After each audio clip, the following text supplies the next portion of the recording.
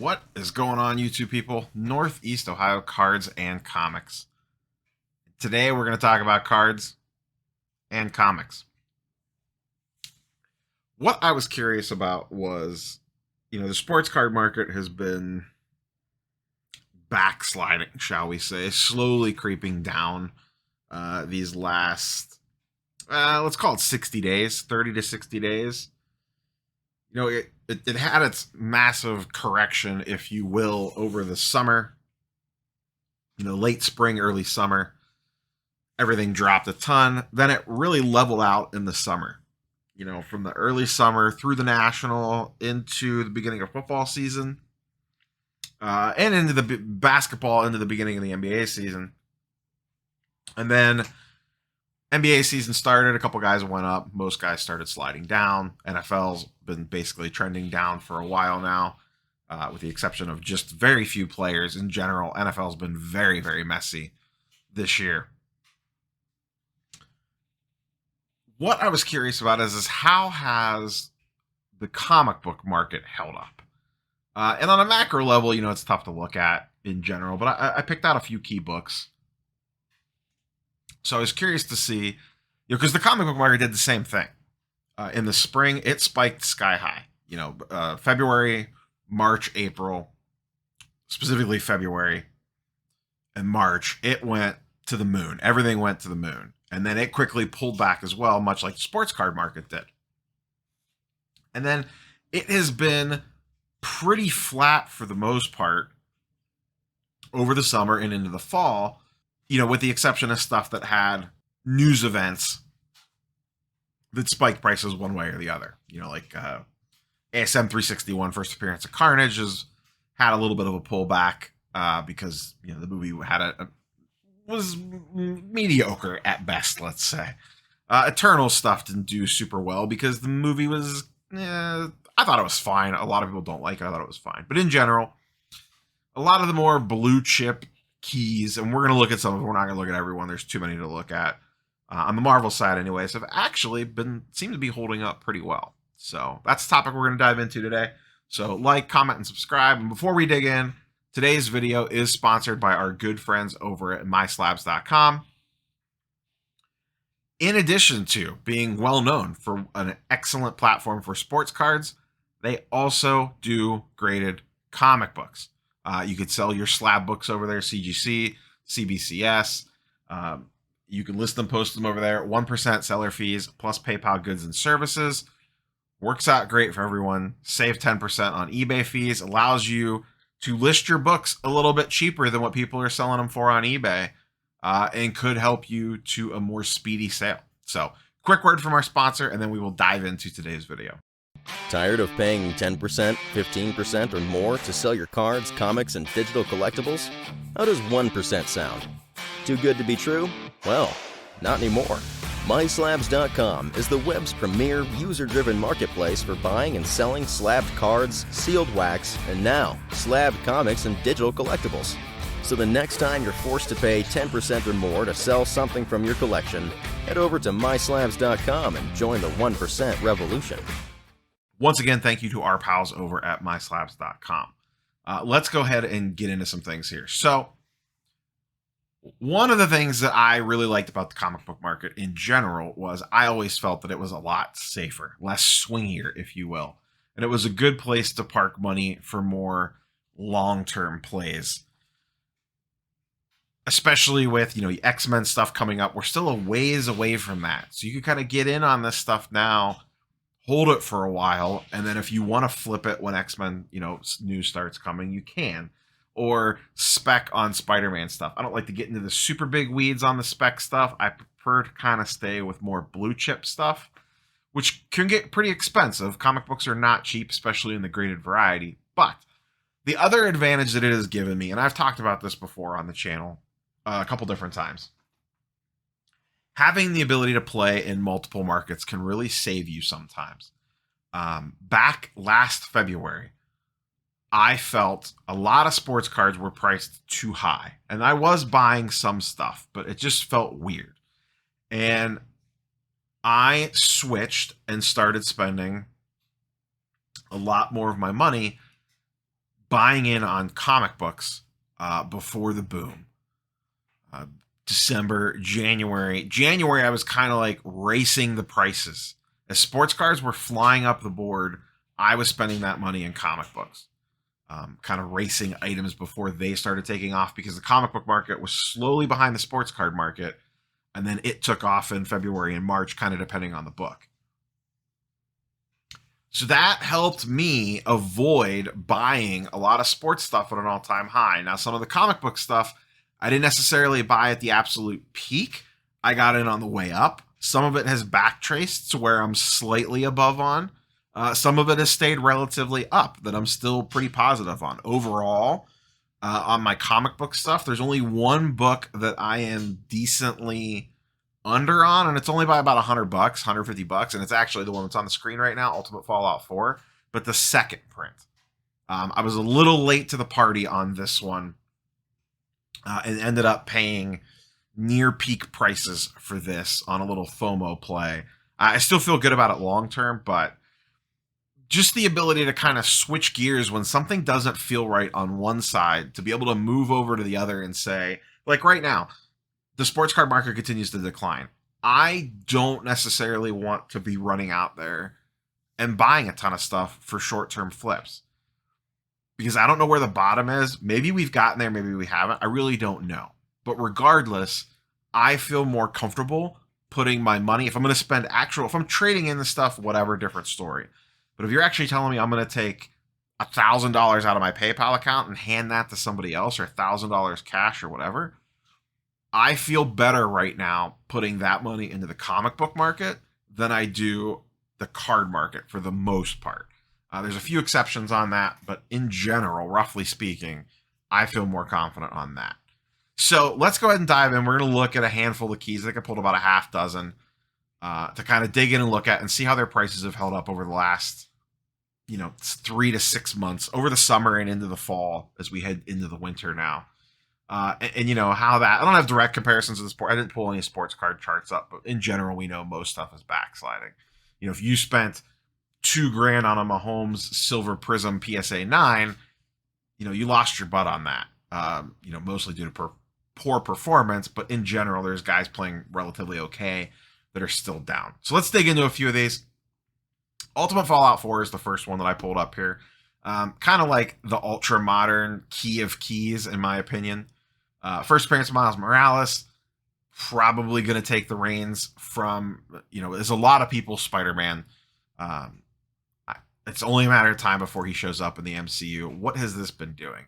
Most recent sales, there was a weird $3,800 one here. I'm not putting a lot of stock into this. This was a Heritage Auctions one. It just is completely out of line with everything else, and it was on Heritage. So I'm going to choose to kind of ignore that one, right, wrong, or indifferent. In general, this book is going for in the mid twos, anywhere from 25 to 2,600 to 2,800 ish. It actually looks like it's starting to pick back up again. We're using GPA analysis for this. It's not the best. It's good for the data. It's not the best presentation wise compared to market movers. But you can see on the chart here, I know it's kind of small, but this is kind of dipped down, and it is actually on its way back up now. So as long as you didn't buy in the absolute peak when this was over a 3K book, you did pretty okay. If you waited until after things pulled back in the summer, like say June, July-ish, got in for the mid twos, you're still, at even or slightly above, depending on what you got out of it. Let's go scroll back here through the data, and you can see even in the May, so end of May, it was a little over 3K or at 3K, April and May-ish. That was kind of its high point, and then it started pulling back down, but it really didn't drop that much. I mean, yeah, there's some rogue sales here in the mid twos. There's some low twos here in June. This might have been the floor, 22, 23, 24, 24. And then if we fast forward to present day, in November, the last two, I'm gonna call them semi-legitimate sales here, are 28, 50, 27.99, 29, 25, 26, 24, 28, 26, 28, 28, 25. So since its peak, it has barely moved at all. Once it kind of came down off that peak and flattened out. So once again, very safe. Yeah, you haven't seen a massive return on this book or any return on it at all yet, but it also hasn't gone down. And the other thing that hasn't happened is we haven't gotten any Miles Morales news. So from a potential flip standpoint, there's still a ton of upside in this book. The second we get Miles Morales rumors, hints, casting, whatever, this book will go up. And I just don't see it going down that much. I mean, I don't have a crystal ball. I've said this before on a lot of my sports card content. If you just watch my comic book stuff, anyone that thinks they know exactly what's going to happen is full of crap. Everyone is guessing with the information that we have on hand. I am just like you and your buddies sitting around the comic shop, the card shop, just spitballing about what this stuff's going to do. The only difference is I have chosen to talk into a microphone and post it on the internet. I know really not that much more than anybody else. We're all just guessing here. But the fact that this book has remained stable for the last 3 to 4 months, even almost 5 months now, I just don't see it declining that much more after that. I feel like it is re-leveled out at its new floor price. Talk about this in sports cards all the time. Something caused the book to spike up or the card to spike up. It overinflates, it hits a peak, it then pulls back a certain percentage, levels off, and stays there at its new floor until the next event happens. I firmly believe that is what we've seen across a lot of the comic book market. If I had 2.5 to 3K, I was going to spend on a Lucas Silver or something like that, or a Mahomes. I would rather have this, to be quite honest with you. You're probably looking at a different time frame. You're probably going to have to hold this a lot longer, potentially. But it also is a lot safer. Miles Morales isn't going to get hurt. Miles Morales isn't going to have problems on the field or off the field. He's not going to get eliminated from the playoffs. He's not going to have a bad offseason. Same stuff that we talk about all the time. Let's look at some other ones here. ASM 300.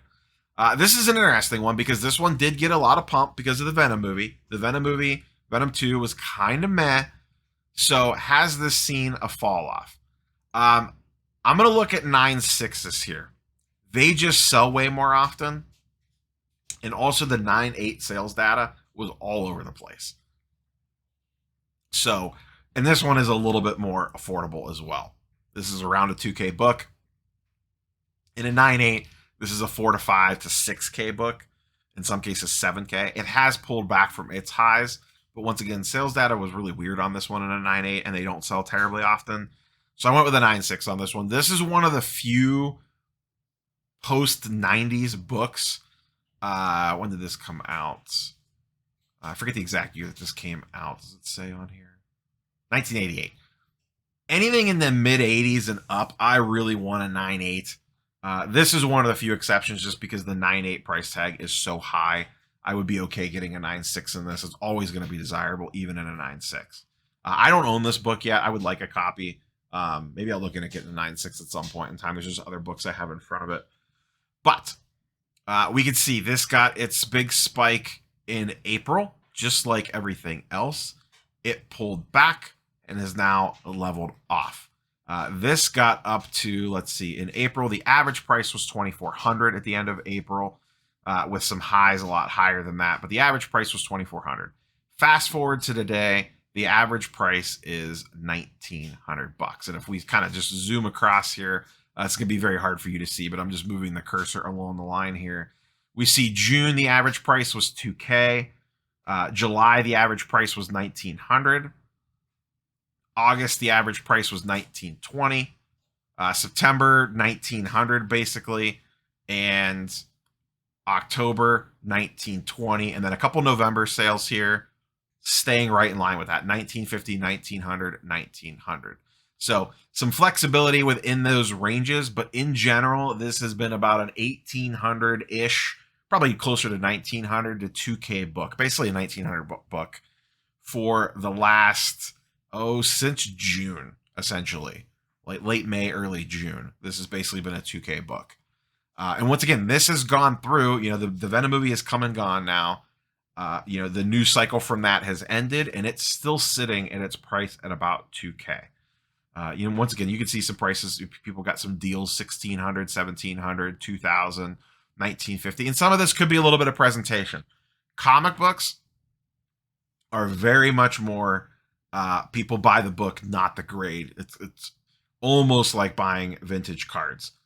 People definitely, eye appeal will boost a book for sure, even in the same grade level, just like you'll see in older sports cards. So this book held very strong. First appearance of Venom, classic cover, classic McFarlane, classic blue chipper. I would love to add one of these to my collection at some point in time. But I'm just more of an X-Men guy than a Spider-Man guy, so I prioritize the X-Men stuff over Spider-Man. But a 9.6 for this at 2K or under 2K, you get it for 1,700, 1,800. Maybe you can get it for 1,800 cash off eBay or something. I'd be all about it. And once again, perfectly safe. And heaven forbid, I've said this a bunch before with ASM 252, heaven forbid Tom Holland ends up in the black suit, because look out. Next up, Giant Size X-Men #1. I recently purchased one of these a few months ago. The reasoning behind that was I felt that the market had flattened out on it, and I wanted to get in before X-Men news came out. So I actually bought a 7.5, or a 7.0, I'm sorry. This is the grade that I actually own, 7.0. You can see, once again, back in April, this thing peaked pretty much when the rest of the comic book market peaked. I think I said February and March earlier. Most of the stuff actually peaked in April, but anywhere in that range is when it was going up, that March, April area. So on average, this was a 6K book back in April. And then we fast forward a little bit. End of June, the average price was $4,700. End of July, $4,400. August was $4,600. October, $4,900. And then we have a November sale, 2 November sales, $4,600, $5,200.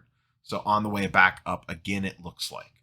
I paid 4.5 for mine, I believe, 4.6, 4.5 or 4.6. I bought mine off eBay. I believe I got it for 4.5. I'd have to double check, but right in that range, give or take $100. And I felt like I bought that back in August, I think, right in this area. I just felt like that was towards the bottom of that market, and it does look like it might be creeping back up again. My thought process there was it's been flat for a while. I don't see it going back down again. Just Giant Size X-Men #1 to me seems to have a floor.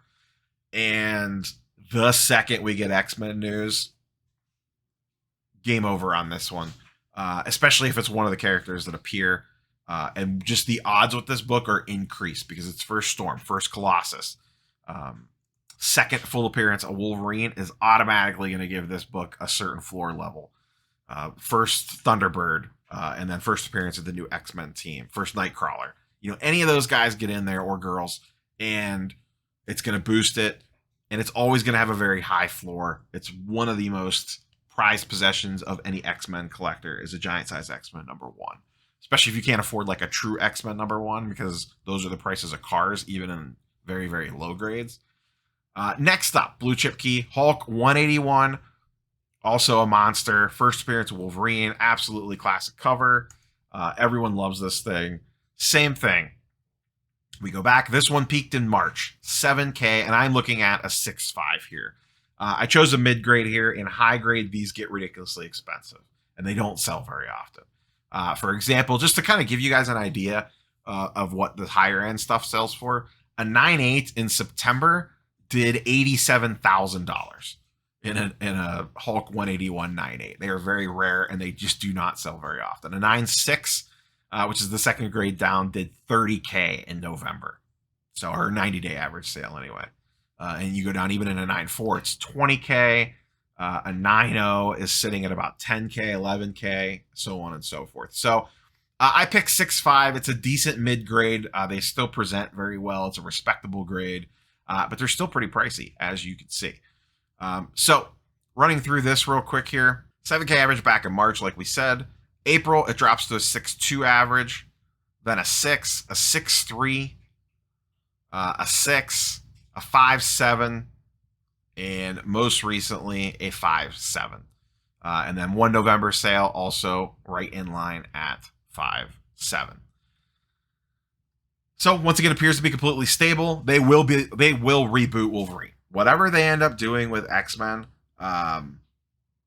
it will 100% involve Wolverine at some point in time. He's the most popular X-Men character. He will be involved. He will be back. I have no doubts about that. And I feel like this book has hit its floor, and it's just going to sit, and it's going to keep rolling, and something will cause it to spike back up again. This is about as safe gets. A Hulk 181, a giant-sized X-Men one. As long as you're not buying at these absolute peaks like this, when you see it start to level out like this, it is a perfectly nice place to park money, in my opinion, at this time. Once again, do your own research, do your own homework. I'm just a guy talking on the microphone in my basement. A couple more here, and we'll try to get through these a little more quickly. New Mutants 98, first appearance of Deadpool. I've talked about this book a billion times on the channel. Once again, average sales back in April, 2,400, dropped to 2,100, 1,900, 1,830, 1,850, 1,800 in September, 1,850 in October. Same thing. This has kind of leveled out at around the 1,800 mark. It's been in that 1,800 range for a while now. Same thing with this. It's basically hit its flat point, in my opinion. It's going to float around this number, give or take $100, probably either way. I just don't see this crashing back down again.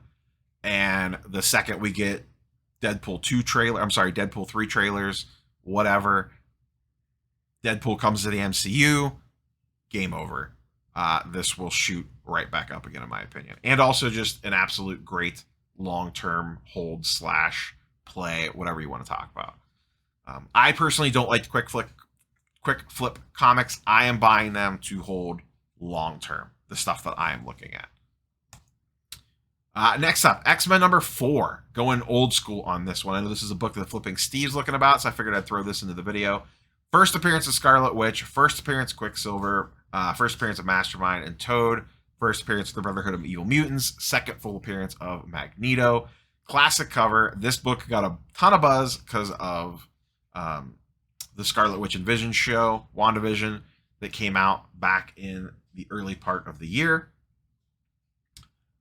This one's been a little all over the place. I went with what did I do here? CGC 5.5. Once again, in high grades, these go for astronomical sums of money. And for example, these are ridiculously rare. This is a super old book. This is from 1964. The most recent sale on a high grade was an 8.0 that went for 7.3K. A 9.8, just for comparison, and I don't even know what the CGC census on this, but I'm guessing it's extremely low.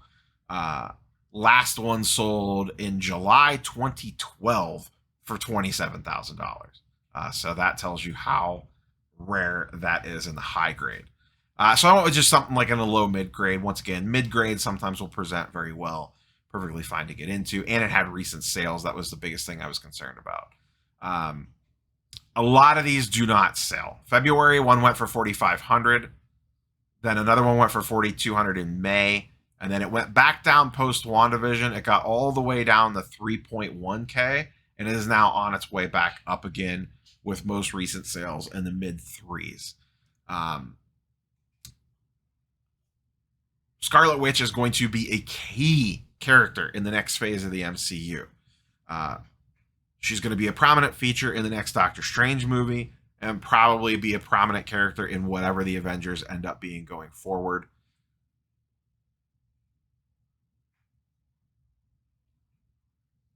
To me, this book is a great long-term hold, short-term hold, both. Just with it being the first appearance of all those characters, first appearance of Brotherhood, and also the second appearance of Magneto, this book is always going to have an extremely high floor. This is one you could buy and quick flip in a couple months to a year with Scarlet Witch news, or you can honestly put this in the closet and forget about it for 10 or 15 years. And it's going to keep slowly climbing its way on up. It's just one of those books, in my opinion. One more to talk about. Something a little bit more modern, a little bit more affordable. X-Men 266, first appearance of Gambit. This one spiked up once again back in April for around $1,200. This is a very high census count book. There's a lot of these out there. In May, it dropped down to $1,100. June, $1,100.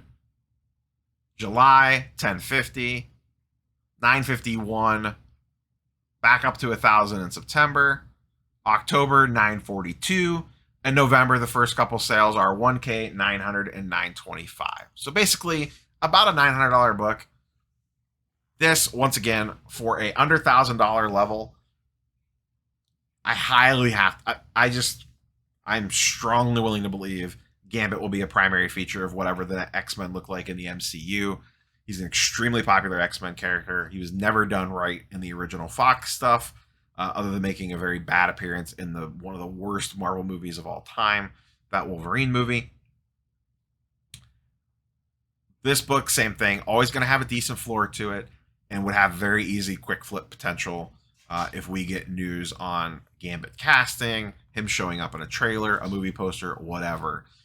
This book will be extremely desirable when it comes to X-Men stuff.